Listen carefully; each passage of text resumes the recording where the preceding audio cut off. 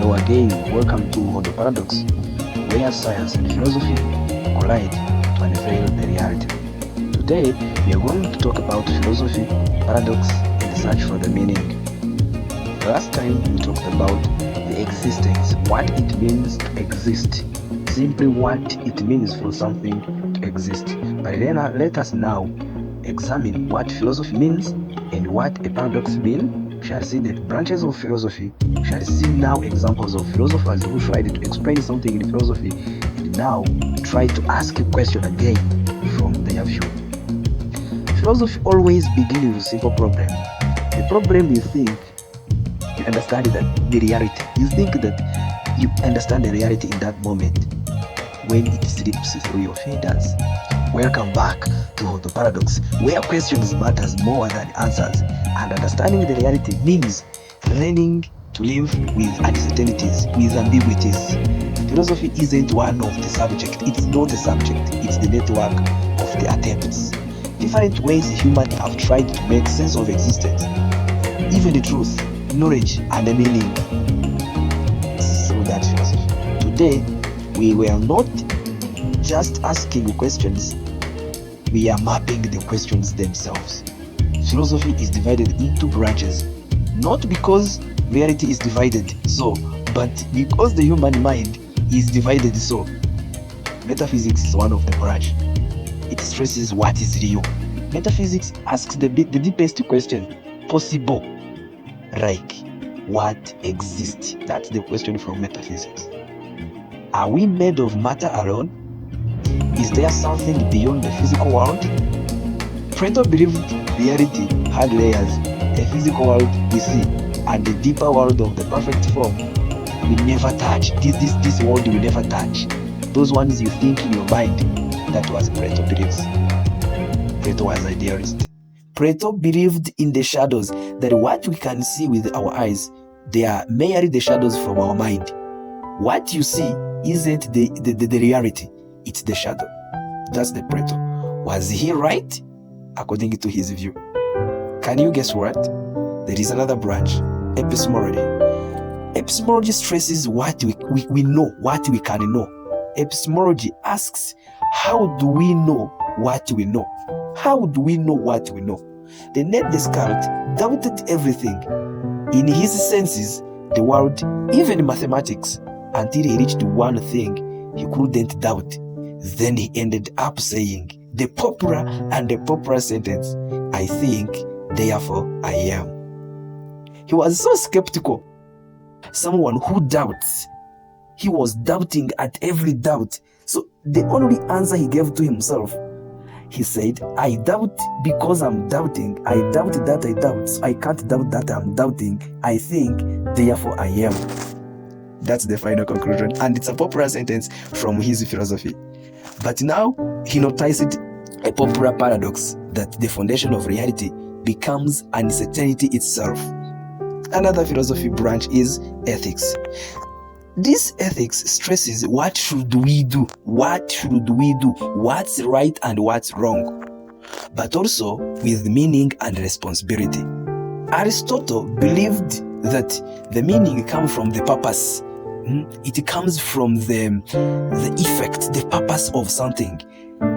Take an example of a knife. A knife is a good object. Simply, if it cuts well, if it is meant for its purpose. But a human is also good if they believe or if they live on the earth according to the reason or to the virtue, to what they were made to do. That's the purpose. That's the meaning, where it draws from the purpose. Now, the knife would be meaningless if it doesn't do its purpose. But now modern philosophy asks, what if the universe has no built-in purpose? Like a knife has no what it is meant to do? That's a question. There is another philosophy branch praise, which is essentialism. What if meaning isn't given? That's the question asked in this branch of philosophy.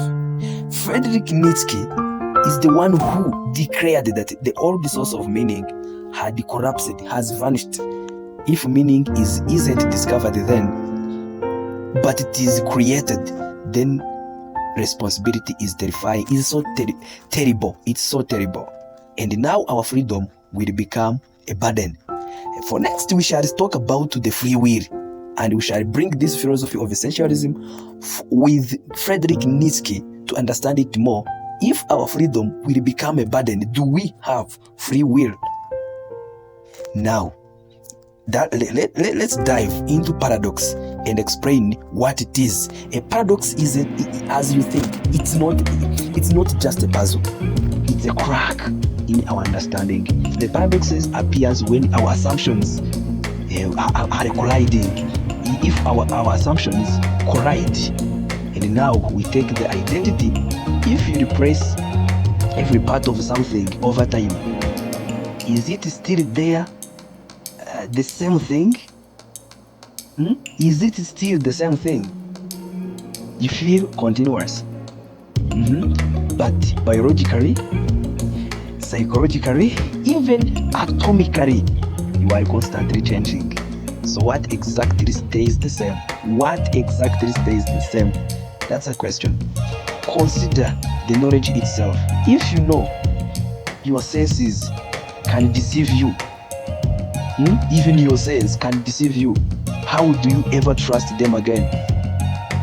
Paradoxes do not mean philosophy failed. Please, do not mean that a philosophy failed. They mean that it went too far. It went too beyond and saw something which is real.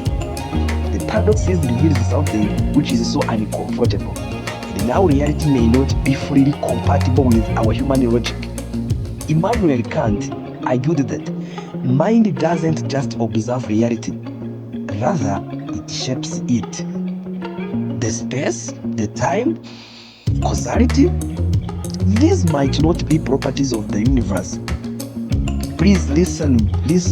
Space, time, even causality might not be the properties of the universe, but tools that our mind uses to survive. Which means that some truths might be unthinkable or may be false, just unreachable, because some philosophy has collided in a wrong way. Philosophy doesn't give final answers. It just gives the better question.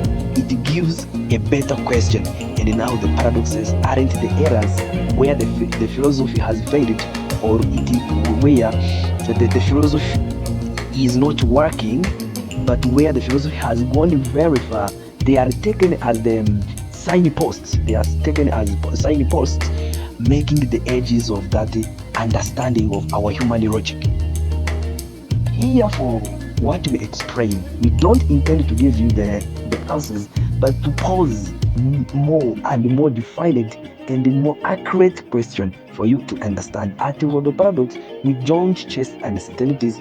Those uncertainties, we explore the tensions where meaning and doubt, even wonder, will exist in the same cage, will coexist. Thank you very much.